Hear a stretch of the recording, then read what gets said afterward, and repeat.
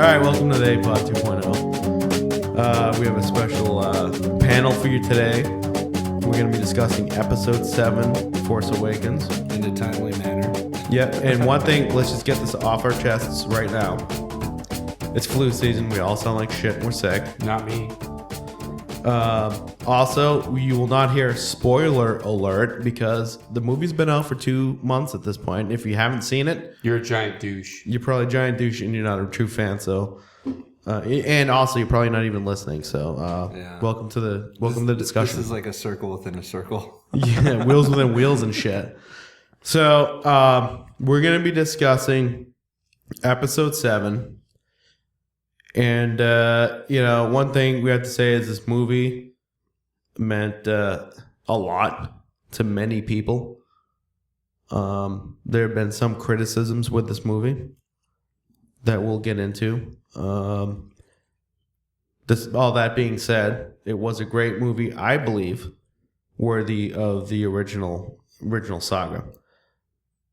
David has some issues. With us today, to confront David, we have a special guest. A pair of troll slayers, if you will. Well, Could be. I don't Could want be to put it known as as that. like troll slayers. It's like you got the two like jock guys at the nerd pop and chip party. Agreed. So it's like Yep. it's like Jack and Jason. Yeah. We were the guys that like get the girls and Bang all the bitches. We're hanging out with the dudes that just sing the songs. So We're in the room with a lot of masks. We'll see how this goes. All right, so we have Jay or Jason and Jack here Hello. to join the. How you doing? Let's Jack. It's good to be here. Thanks for having us. We really appreciate it. You don't have to lie to people. I'm giving up Walking Dead to be here. Just letting you know that. Oh, so am I. Yeah, for sure. Well, who cares? that show jumped a shark like a while ago. Okay, so Episode 7. It's been out for 2 months now. Everyone, we're presuming, has seen it at this point. It means a lot to so many people. I've seen it multiple times. I'm sure everyone else, our listeners, have seen it more than once. How about let's go around the table and see how many times we've seen it. I've seen it twice. Twice? All right, David? I've seen it 3 times. 3 times? I saw it 4 times. Whoa. 3 times. I wish I could add to that, but I'll get to that like when we get into the discussion. Interesting. I've seen it twice. I saw it once like regular theater with you, Ben, I believe. Technically, And then I saw Opening night. yeah, we was saw up. it And then, together. but then, yeah, technically. I guess technically we did see it together. Yeah, I would because say we were at the same showing, but we didn't know that we were there. Yeah, we saw the 3D IMAX, I believe, right? Yeah, that was hot. That was awesome. That was hot. That actually made the experience better. Totally worth it. Yeah. David, any comments on 3D IMAX making the experience better? I can't watch 3D movies that give me migraines. You're killing me, Smalls. God. Me too. So, great movie. Let's get right into it. Again, there'll be no spoiler alert. Everyone's seen the movie. Or you're a douche. Right. If you haven't seen it, see it. Like, turn out, stop, go watch the movie. Now. Great movie. Here's a question. Was it worthy of the original saga? Talk about episode 4, 5, and 6. New Hope, Empire Strikes Back, Return of the Jedi. Start around the circle. We'll start with you, Ben. Yeah, I personally thought I was watching a continuation of the original saga. Right down to the original score being interjected at key moments with key characters, keeping the franchise continuity because that is important and that's part of the franchise. That's one of the things you talk about, like key moments for the score. Like, I don't know if you guys saw Jurassic World, but they waited like 5 minutes before they just busted their load of like, just like all over you, like 5 minutes into the movie. And in Star Wars, they used it really sparingly. Like, they used it when they needed to at just the right moment to get you to be like, Yeah, like Tell the Jedi when she picks up the lightsaber. Dude. Yeah. That furlong fucking music, like when Han and Leia were talking. Yeah. It's just like all the very subtle. They did it. David, do you think it held up compared to the original saga? Overall, I would probably put it on a par with Return of the Jedi. Oh, for me, that's the best movie. Does that mean Empire Strikes Back was the best one? Empire Strikes Back was the best one. Okay, I think I like you a lot more now. objective I do fact. like you a lot Yeah, more. I was about now. to say David was getting ready to say you're wrong, but he had a little cough attack. Yeah. Wrong answer. Okay, Ben. I like. Okay, that says a lot about you. That Empire Strikes Back was your favorite. Okay. All right, so I don't remember the original question, but You Do skipped you over think me. it fits We with go- the original we trilogy? go clockwise. So Oh, yes, yeah, we got a long part here. I think it does. Jason, feel free to talk. It's okay. You're a special guest here. okay. So go ahead, Chris. I need to get my thoughts together. So when you think about 4, 5, and 6, think about episode 7. Do you think it fits right in, right? As opposed to like how 1, 2, and 3 were a little clunky, you know, like it was really obvious that they added it after the fact and tried to pepper stuff in. Do you feel like episode 7 slides way more into the saga than the prequels do? No, I don't think it does. I think what this one does is it creates like a new fan base. Like I know my girlfriend that I have right now, she's never seen any Star Wars movies. She's never seen any of the first 6 at all. But she knows that I love it. So when we went to see episode 7, she was able to get into the character. She's like, "Oh my God, Harrison Ford! Like Harrison Ford's in this movie." I'm like, yeah, duh, Harrison Ford's in this movie." And like she was able to get into it, and like I was able to explain to her like the backstory, and she was totally into it. So I think the way they did this movie, it allows like a new fan base to like fall in love with it. Most excellent. Jack, what do you got to say? I would agree that it's definitely a continuation of the original trilogy. I had some issues with the prequels. Saga. Yeah, of course. I liked it. I thought it was amazing. Good movie. We need to get you a That was seat what pack. we call a they pod filibuster. Yeah. you need a seat pack. Okay, so I mean, of course, the biggest thing that this new movie brought to us is Rey. What do you guys think about Rey? What do you guys think about the fact that she's smart, she's strong, she was able to harness the Force?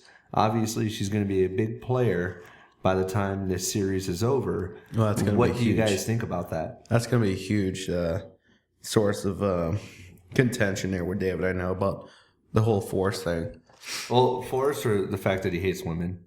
Well, a little bit of both. I But think the only way he could hate her more if she was of some kind of like Latin descent. That's the only way David would hate her more.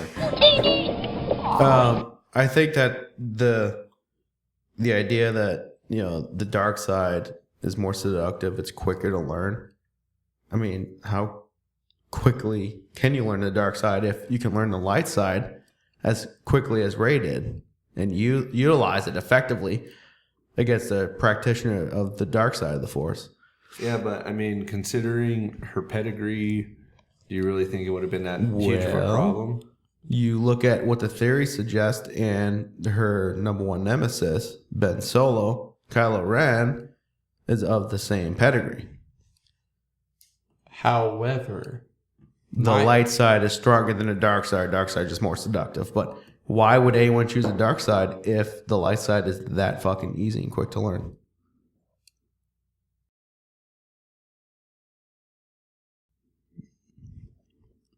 Jack? I would think that my thing with her is this. Okay, so Ben went to the Jedi Academy that Luke started, right? Mm-hmm. We can all agree on that.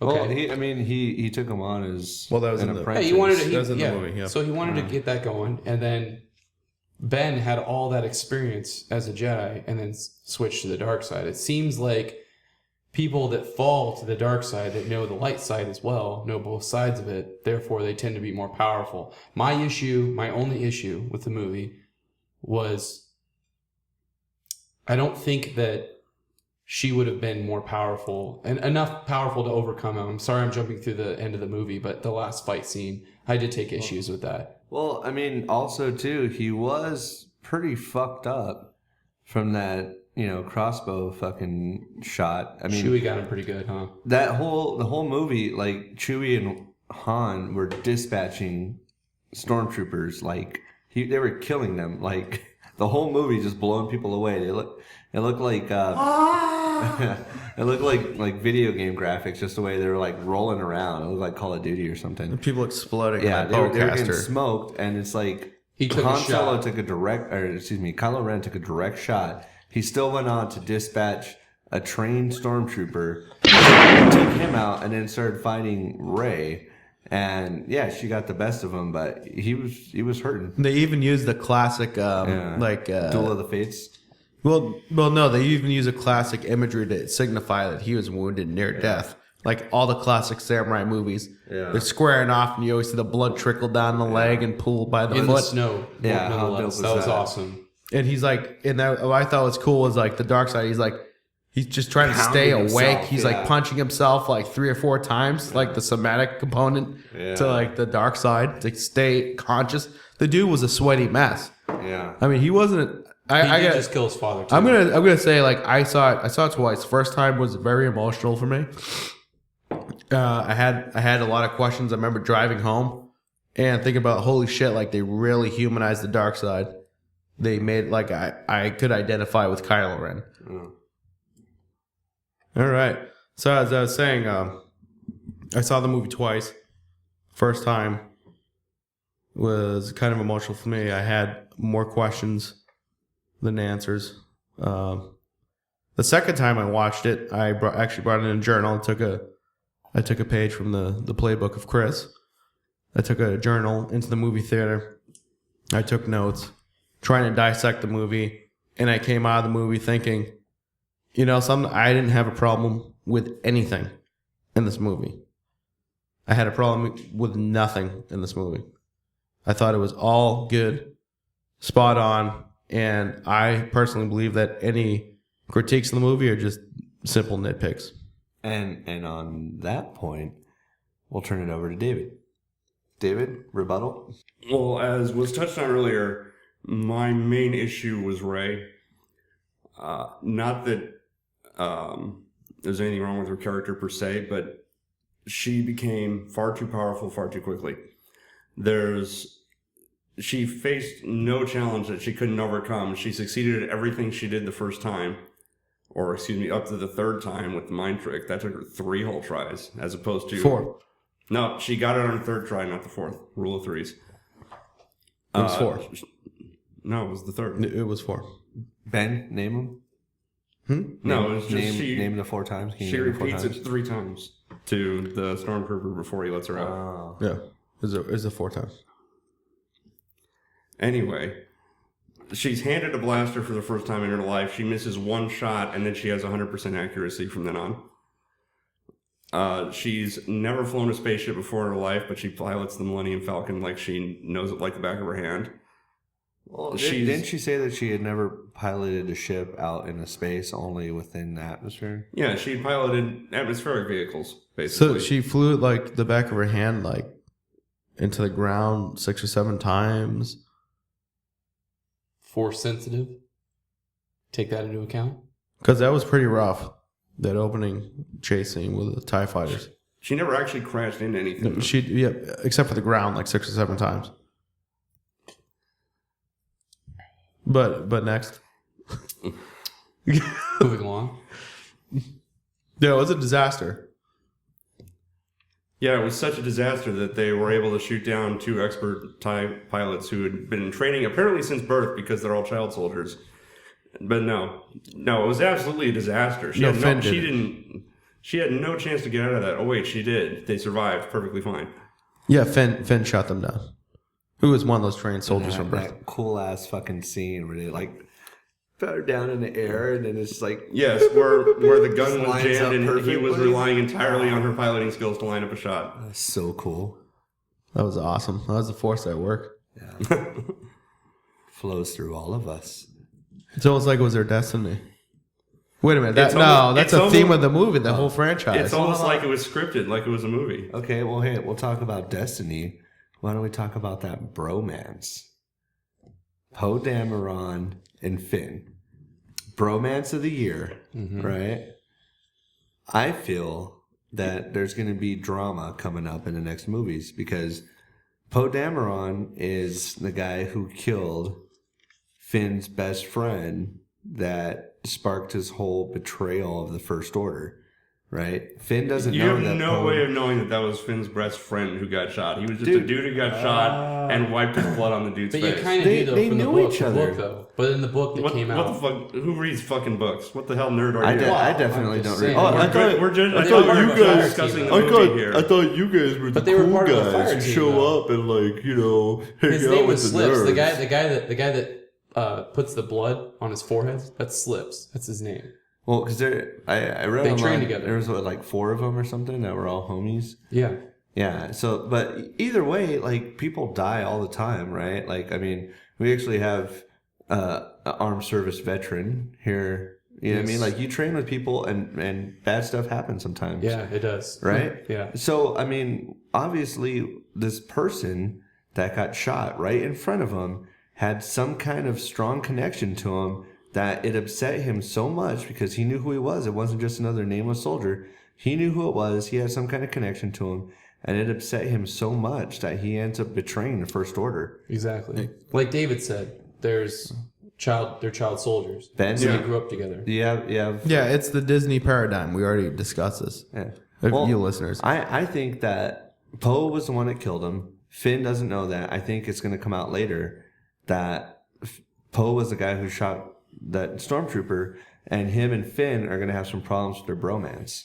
I think you're wrong and an idiot. Okay. Well, we'll see. Because I think the bigger problem is that Finn got slashed through the spine. He's fucking not walking again. Except, oh wait, it's a Disney movie. Of course he will, for no reason. So, like, just how you What were if it's saying, just a flesh wound? what in the A episode? flesh through the spine generally doesn't heal just the same. I didn't see it go through the spine. Yeah, I didn't either. Back. It Just- looked to me like a second-degree burn at most. in the That knocked him unconscious and... Yeah, well, I mean, he had a rough day. they also have regeneration chambers in this universe. Oh, it's back to I thought lightsabers cauterized their wounds, though. Oh, but wait, and there's like the Force, like magic. So no, but we gotta find some kind of rule set that applies to magic. Like how Rey could suddenly be so powerful. Yeah. Oh wait, because magic. Oh no, but no, that's not good enough. That's not good enough. Well, I mean, Well, David just was- saying, because magic is a narrative failing, you've got to have a world with rules that make sense for the audience to relate to it. Okay. If anything is possible because magic and you just hand wave everything away, then you lose any sense of stakes to anything. Okay, so basically what we're saying is that the original saga was trash. He would never say that. He would never. David never would say that. You can't say that. You can't say No, that. that's Ben is implying that that's what David's saying by saying that magic. But that's not That's what why I he didn't means. reply. I'm not saying that you can't have magic in a setting. I'm saying that things have to obey rules. Otherwise, you lose any sense of narrative causality. Is that your biggest issue, though? The fight with That's not my biggest issue. I only brought it up because he brought up Finn and Poe Dameron having issues, and I thought it would be a funny thing to say. Oh, he's paralyzed. Is Poe Dameron going to really date a cripple? Well, so what if he does? Yeah. Big deal. Yeah, it's what like. Well, actually, it took place in the past, technically. So Technically, but who cares? yeah. Like that. yeah, bring it up a little bit, choke up a little bit. Oh, yeah. So technically, that took place in the past, but who cares if it did? Like, what's the big issue there? I'm gonna say right now because in the episode 7 preview, David was shitting all over me saying this movie's gonna suck. It's gonna be fucking I terrible. never said that. I did. I kind of. Yeah. I'm not gonna lie. I just Yeah. listened to it like 2 hours ago. Yeah, it's like it's the worst. Chris, you're an idiot for wanting to see this movie. You're fucking retarded. You're an idiot. Whatever. Well, that's unrelated. I'm saying that I think that that's what's going to happen. So David can go ahead and say that again. We'll find out in 2 years when episode 8 comes out. All these things that you guys are saying about this movie, I know people who are not Star Wars fans who I got them, like I convinced them to see the movie and they became Star Wars fans because of this movie. Like you don't have to be ingrained into like the whole story. Like you see this movie and you can fall in love with it. You don't have to know like all the backstory. Yeah, and that was one of the criticisms is too much catering to the fans. Well, no, I agree with you in that respect. Like real hardcore fans, like they kind of think it's kind of like whatever, kind of cliche. But But this movie was great because it made it catered to us and it catered to the new generation too. It's making new fans. Right. I mean, Disney's taken over, but you have to have the brand continuity. I mean, it's still Star Wars. There's still Star Wars themes going on. And at the same rate, Disney is doing their Disney thing with it, which is why you have, quite literally, the princess being led astray after she touched the lightsaber, freaked out. I'm done. I gotta get out of this. How many times in Disney movies have you seen where the protagonist, the lost female coming to age, discovering her power, Force Awakens, shying away from her destiny, her fate, trying to escape from the plot. So we had a scared princess literally running into the dark forest away from her problems until a prince, Finn, had to bring her back into the fold, into the plot, had to lead her from being astray back to fulfill her destiny. That is complete Disney. And you know what? It worked for the movie. It did. It worked for the movie. It worked for Star Wars. I mean, that's not Star Wars. That's not a plot hole with the Force. It's more of Disney being Disney. But the whole Disney paradigm fits perfectly with the Star Wars universe, because Star Wars universe, there's a good, there's an evil. You're either good or you're evil. And if you're good and you falter to the evil side, you can be redeemed, which is what, and I'm sure we'll get into with Kylo Ren. If you're evil, there is no redemption. You serve as a plot mechanism to spur on evil. As you're evil, you're used to spur on the good people to fulfill their destiny, i.e. the bad guys. Without the conflict, Rey would still be on the sand planet. Rey would have been lost in the woods. And she would have been Jakku. She would have been in the woods. She never would have came to fulfill her destiny if it wasn't for that conflict to spur her onto her destiny. It absolutely works. So, I know a lot of us are on social media. Did most of you guys feel like after the movie came out and everyone was like, hashtag, who's Ren's dad? And all that stuff. It's like, were you guys watching the same movie as me? Hashtags are retarded. No, but you know what I mean? When people, like, there's articles about it all over, like, who's Ren's dad? Who's Ren's dad? Right. It's like, yeah, sorry. Who's Rey's dad? It's like, were you guys seriously watching the same movie as me? Yeah. I Well, when I was watching it, I thought it could have been Han's daughter. That's what you would think. Initially, like halfway through the movie, and then I was like, nah, okay. Luke.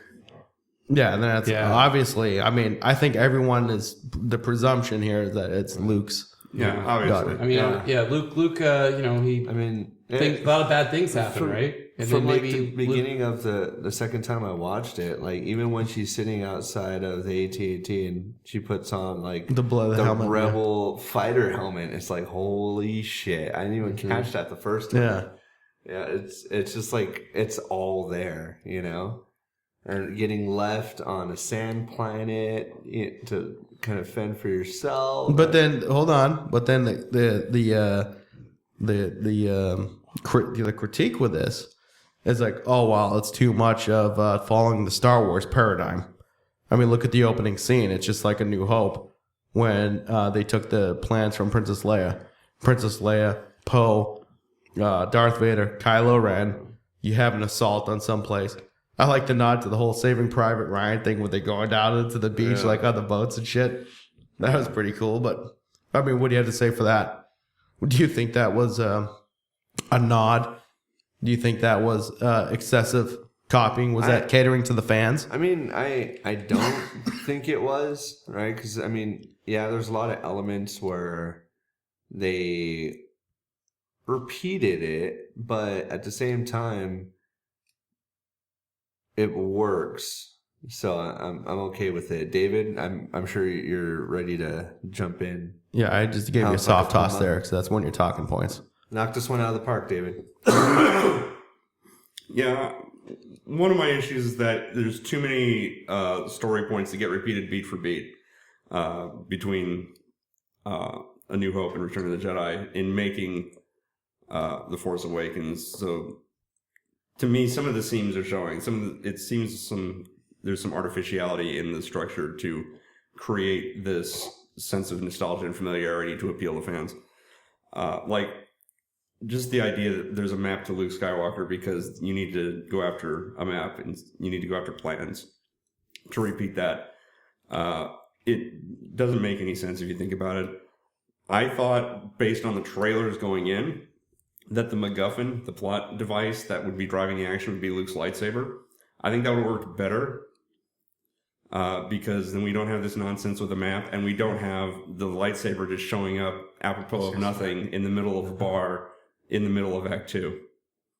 I would have rather seen them, Kylo Ren hunting down Anakin Skywalker's lightsaber, his grandfather's lightsaber, and they wanted to have something to do with Luke, maybe give it back to Luke, have something related to Luke with that, so that they want it. Because, I mean, Luke goes off, he makes a map, which for some reason the Empire has most of. So his daughter can find him? Because they say that they get most of the map from the Imperial archives. So when the hell did this map get made? Because we saw the Empire kind of get blown up at the end of Return of the Jedi, and he doesn't run off till after he fails to train these apprentices. It was kind of a traumatic event, though. Well, could it have plus been, 30 years, too, have passed. Could it have been Right, an ancient so- map that he decided to go to the point in the map? Like, could that have been an ancient Jedi temple that he decided that that's where he would retreat to? So there was directions to it, but with the Empire going down, they didn't have all of it anymore, and that's where he decided that he would go. That could give a reason for it being in the Imperial archives. Yeah, but everybody says it's a map to Luke Skywalker. They don't say what it's a map to. Otherwise, they have the one scene with Han Solo saying people who knew him best think he went to find this Jedi temple, but the map isn't to the Jedi temple, it's to Luke Skywalker. Well, they all refer to the map as the map to Luke Skywalker. Well, seeing as how you're the guy that thinks that Sid is the hero of Toy Story, would you be willing to believe for us tonight Believe what? that that map could have been to anything, but that's where Luke decided to go?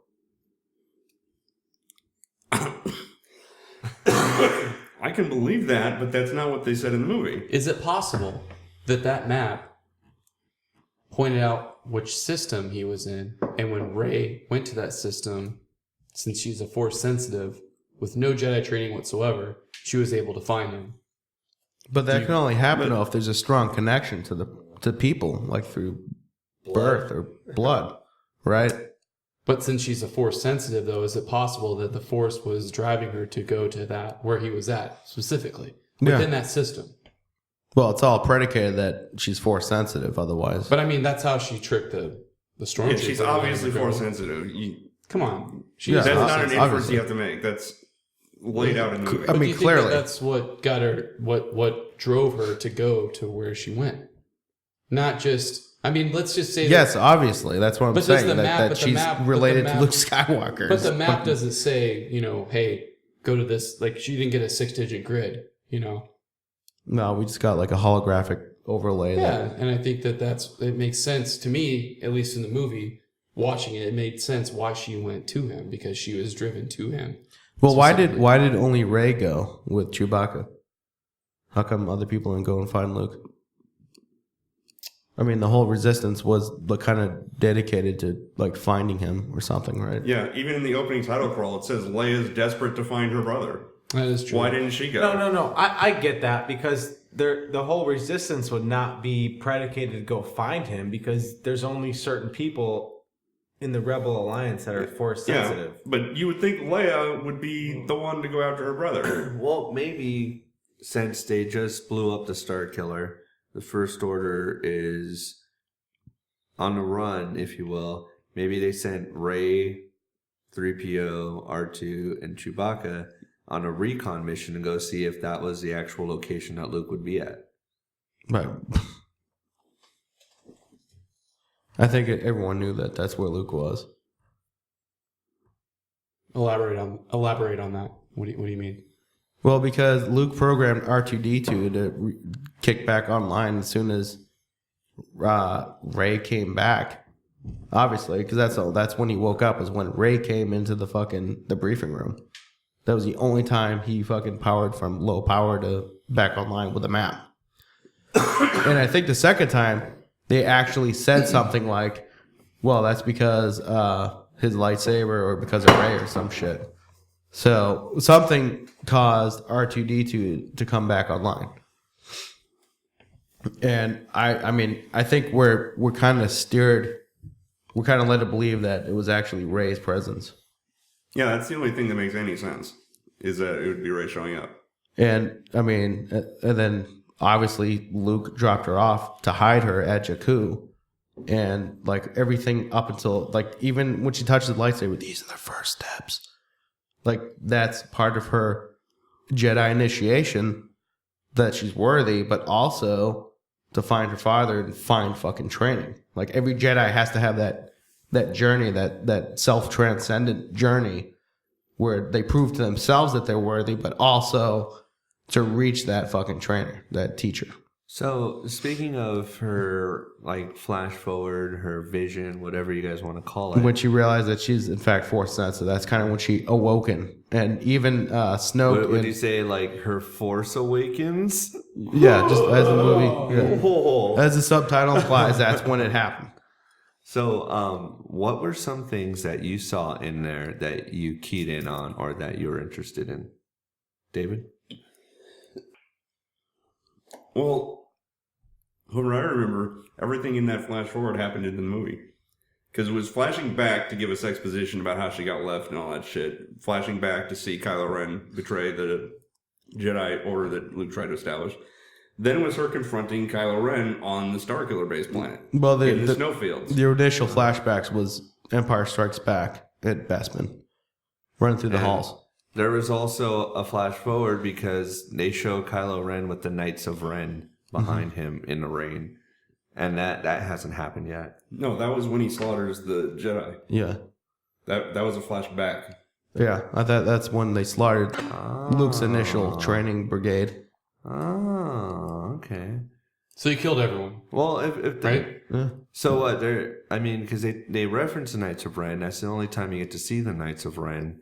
I wonder what they were doing this whole time that they didn't make any appearances in Episode 7. They're probably with Snoke. Because at the end, Snoke tells him to bring Kylo Ren. Yeah, so, like, I was kind of curious. I thought that was a flash forward. I thought that was a flash forward to see, like, her showdown with Ren and the Knights of Ren being there. I didn't realize that was them going to take down the Jedis at the Jedi Temple. Because they all look really cool, and I'm super curious to see what they have to do. Kylo Ren was the only one with a lightsaber. Everyone else was just there with blasters and shit. Yeah. All right, we'll continue this conversation in our second part. Thanks for tuning in. We'll be back to discuss the intricacies of Star Wars Episode VII.